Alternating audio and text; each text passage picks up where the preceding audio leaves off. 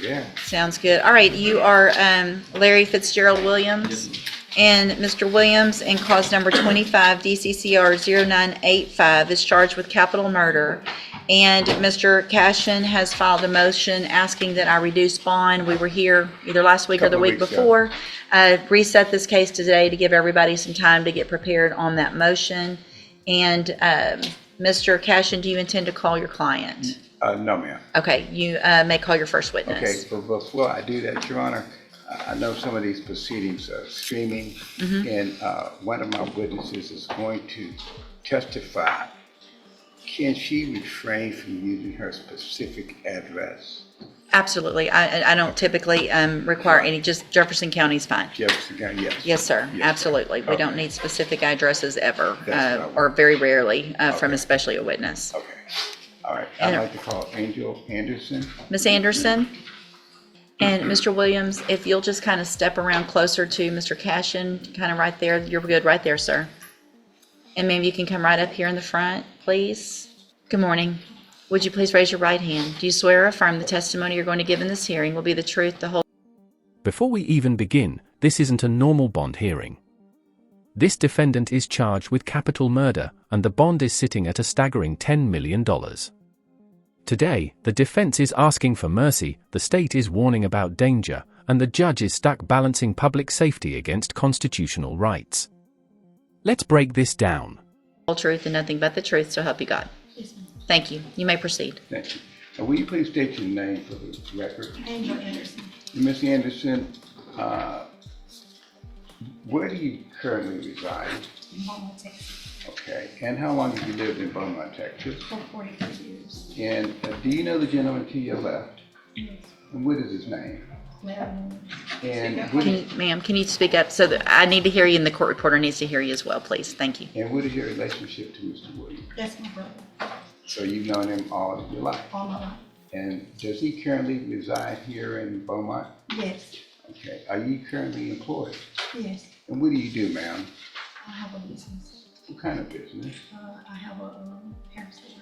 Okay. And that's here in Beaumont? Yes, sir. Okay. And how long have you been the owner of that business? For 6 years. Okay. And so, Mr.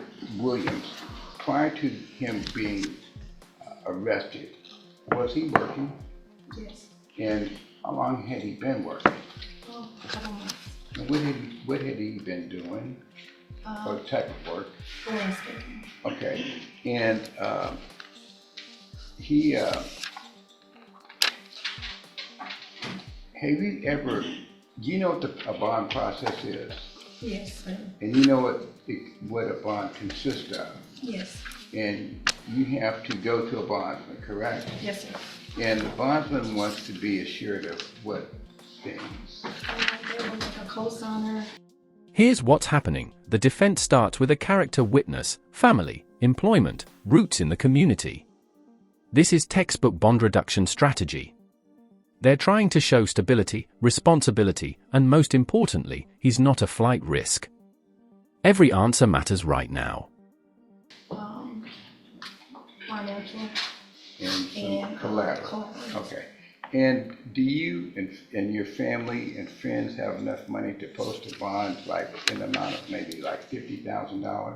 Yes, sir. And presently he has a bond that's approximately $10 million. Is that right? Yes, sir. And have you all attempted to make that $10 million bond? No, sir. And the $10 million bond, that was set by a magistrate like early on in this process? Yes, sir. And also his other bond for the aggravated assault case was raised. Is that correct? Yes, sir. From what to what? 25,000 going on switching to 100,000. To 100,000? Yes, sir. Okay, so he has approximately $10,100,000 worth of bond. Okay, and if the judge sees fit to place his bond like at maybe $50,000, do you have family, friends who put up the property like collateral as well as money in order to secure the bond? Yes. Would you be willing to co-sign on the bond? Yes. Do you have other family members that would be willing to co-sign on the bond? Yes. have you been in touch with the bondsman, and do you know of a bondsman that would be willing to go along with the bond for you? Yes, it's in good standings with his bond. I'm sorry, I can't hear you. Yes, ma'am, I'm in good standings with his bond he had approved. Okay, so I still didn't understand what you. Did you catch that? $10 million. That's not a bond, that's a wall. Judges technically aren't supposed to use bond as punishment, but when numbers climb this high, release becomes impossible. This is where bond quietly turns into pretrial detention. You said the end. He in good standings with the. Oh, he's in good standing. Okay. okay. Have you ever known Larry not to appear in court? No, sir. And he has, on the other bond that he had for the aggravated assault, did he ever fail, to your knowledge, to come to court? No, sir, he already came. He always came to Yes. court every time, on time. There was never any problem with him showing up in court. No, sir, that's no problem. All right. And I passed the witness. All right. Thank you, Mr. Cashin. Mr. Smith, any questions of this witness? Thank you, ma'am. You can go back and have a seat. Any other witnesses, Mr. Cashin? No, ma'am, but Your Honor, I would like to point out that there are other family members in the courtroom Yes, that sir. are of adult age. Tanisha Williams, his daughter, who is present in the courtroom, she would say the same thing that Ms. Anderson just said, as well as his daughter, Laridra Clay, who's also an adult, and she would say the same things and would confirm with what Ms. Angel just now said. Thank you. Presently, his bond, which I feel is Mr. Williams, you can step back around, sir.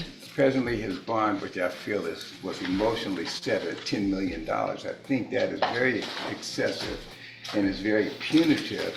And Mr. Williams, although he has had some issues with the courts and the judicial system, he has never ever failed to appear in court. And I think that because of, I think that his prior attendance in court, his prior taking care of all of his court business. This part is huge. Prior court appearances matter. Showing up every time builds credibility with the judge. The defense is stacking proof, family support, co-signers, collateral, and a clean attendance record. They're building the argument brick by brick. Monitor him, don't cage him. Shows that he is not ready to flee, he's not ready to run, that he will come to court and face the charges and face whatever the court requires of him. A monitor would be sufficient to maintain his location, like with the GPS. He does need to work, so I would not like to request that he be placed under house arrest, but I think he should be able to have maybe a monitor or maybe some curfew hours as opposed to a $10 million bond. I think a reasonable bond for a case like this should be about $50,000, and I would like to request that the court set his bond at $50,000. Okay. Mr. Smith? Judge, the state is opposed to a reduction in the bond. This capital murder is based on the fact that we were coming up for trial. The murder of the victim, who was also the victim in the aggravated assault, occurred very shortly before that was actually going to be called for trial. And the fact that he fled after committing this murder to Houston and had to be located in Houston shows that he is likely to run if given a bond. The family of the victim is also in fear for their lives should he get out of jail, and we'll be ready to proceed to trial as soon as. And here comes the prosecution hammer. They allege he fled after the killing and that the murder victim was also tied to his earlier aggravated assault case. That connection changes everything. Once the state frames this as retaliation plus flight, bond reduction becomes an uphill climb. Mr. Cashin is up and ready.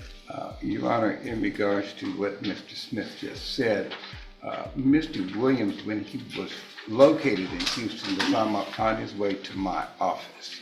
And that's the reason he was in and around the Houston area, because he was coming to my office to consult with me because he had heard on the news reports about